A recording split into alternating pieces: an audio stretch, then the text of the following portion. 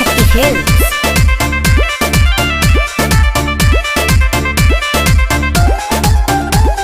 माई के सिंगार वाला सेट चाहिए, अगरबत्तियों के दूगो पैकेट चाहिए।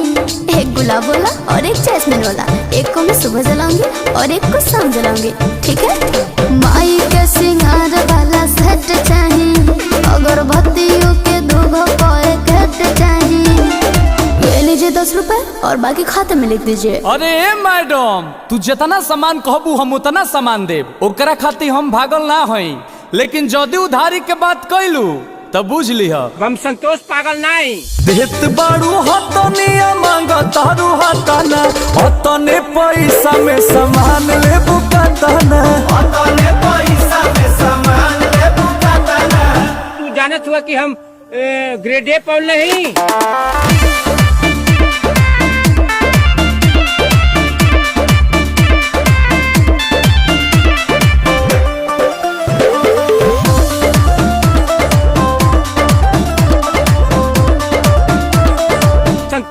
संतोष पागल नहीं। तोरा जस दू चार गो जस गहकी फंस जाई मोर दुकानदारी हो।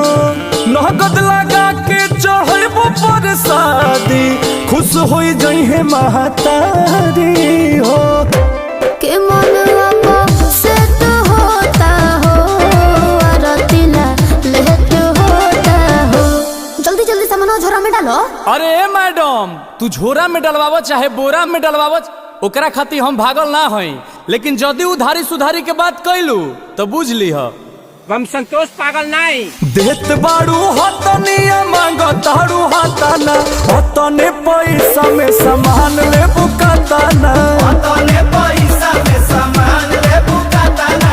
मारम ना एक फट की एको भाषा ना बोलबा कोनो विषय में।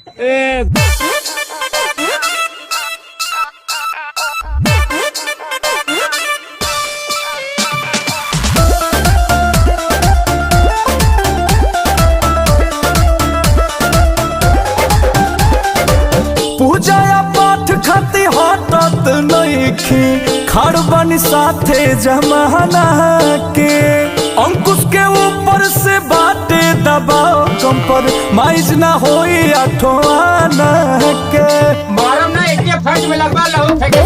के दे दो चुना ले जाई बहो, लालू से सुबह भेजाई बहो।